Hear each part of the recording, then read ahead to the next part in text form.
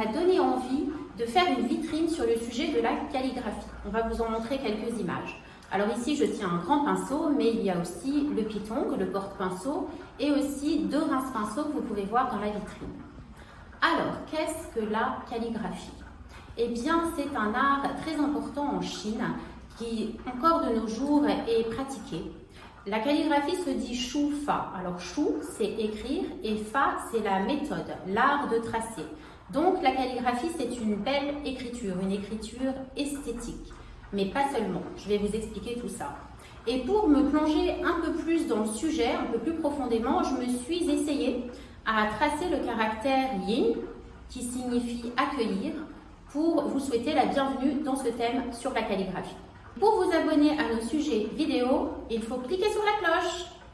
Si on demande à un Chinois à quoi vous fait penser la calligraphie, la plupart du temps il répond aux 4 trésors du lettré, le pinceau, le papier, la pierre à encre et le bâton à encre. Donc vous l'avez compris, pour effectuer une calligraphie, il est indispensable de se munir de tout cela.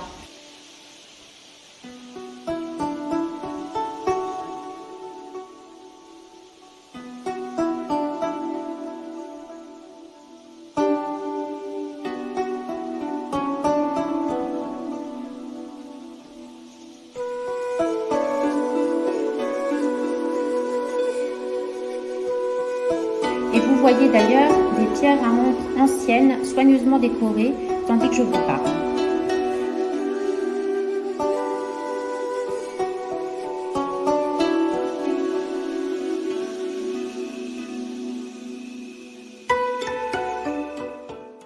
Dans les périodes historiques très reculées, les caractères chinois étaient gravés sur des os de bœuf, des carapaces de tortues, puis des bronzes rituels.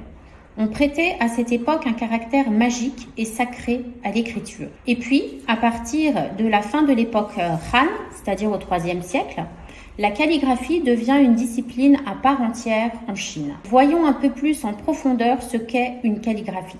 Les caractères permettent bien sûr de transmettre une information, mais pas seulement. Ils expriment aussi la pensée et la sensibilité du calligraphe. Une calligraphie révèle la personnalité et les émotions de la personne qui la peint. Ce n'est pas seulement une belle écriture, mais véritablement un art qui demande une discipline spirituelle et corporelle. En effet, il faut parfois plusieurs jours de concentration à un grand calligraphe avant de peindre un seul caractère en un seul geste et un seul souffle. D'ailleurs, une bonne calligraphie reflète le niveau de culture d'un lettré en Chine. Dans cette activité, ils visent à accomplir leur expérience intérieure. Ils cherchent à mieux se connaître, à s'améliorer pour se réaliser et entrer en communion avec l'univers, être en harmonie avec le principe créateur du cosmos. Et si à l'occasion de cette rentrée, vous avez envie d'aborder la vie autrement, n'hésitez pas à vous mettre à la calligraphie. Il nous reste des pinceaux. Je dois dire que mon expérience là, quand j'ai tracé ce caractère yin, m'a donné un rapport au temps différent. Et le fait de prendre du temps pour appuyer le bâton à encre dans l'eau et créer cette encre bien noire et ensuite tenir le pinceau d'une certaine manière, bien droit, pour tracer ce caractère sans repentir, on ne peut pas y revenir, effectivement, ça donne une autre vision des choses, on peut se poser et se retrouver. Je vous laisse donc méditer sur ce sujet et en attendant, bonne rentrée à tous!